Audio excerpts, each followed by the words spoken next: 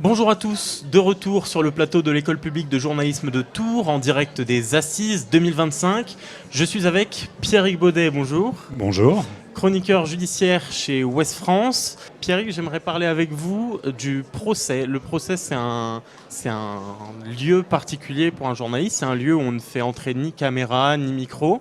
C'est le journaliste qui raconte avec une part d'interprétation. Est-ce que justement c'est une part d'interprétation qui laisse place peut-être à l'erreur?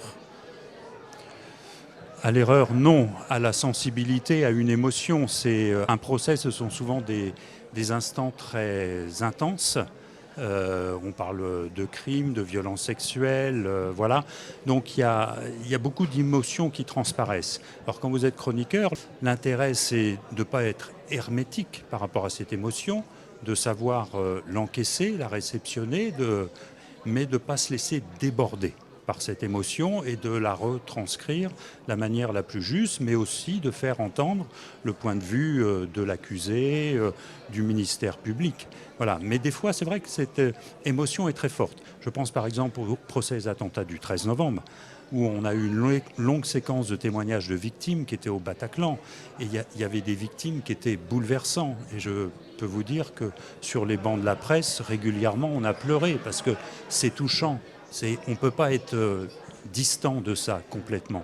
Donc voilà, il faut chacun après ses petites techniques pour absorber cette émotion et puis la retranscrire de la manière la plus précise, la plus juste possible. Est-ce que vous avez des éléments pendant les procès qui dépassent ce qu'on voit? Est-ce que vous avez le droit de dire? Est-ce qu'il y a du off avec les magistrats, avec les avocats? Est-ce qu'on vous dit des choses?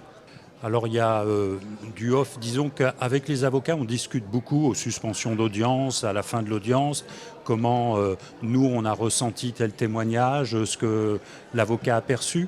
On peut s'échanger aussi en fonction de la place où on est. On ne voit pas toujours très bien l'accusé par exemple. Et puis il y a des avocats qui nous disent bah si là... non, à cet endroit-là, il n'a pas pleuré, tu as écrit qu'il a pleuré, mais en fait, moi j'ai vu, il n'a pas vraiment pleuré. Donc voilà, il y a un petit peu de discussion. Il faut savoir, un procès, on vit en vase clos. Quand vous avez un procès d'assises qui dure 1 semaine, 15 jours, vous vivez un petit peu en dehors du temps. Vous êtes vraiment dans cette bulle. Et voilà, tous les gens qui participent à ce procès échangent évidemment. Une dernière question rapidement. Il y a des procès qui se déroulent à huis clos. Comment est-ce qu'on trouve matière à raconter un procès à huis clos? C'est compliqué, il faut aller à la sortie d'audience, aux suspensions, interroger les avocats. Mais alors là, pour le coup, on retranscrit très faiblement ce qui peut se dire à l'intérieur de l'audience. Merci beaucoup. C'est la fin de cette interview. Vous pouvez retrouver tout notre suivi de l'actualité de ces assises sur le site internet de l'école, factoscope.fr et sur les réseaux sociaux. Bonne journée à vous.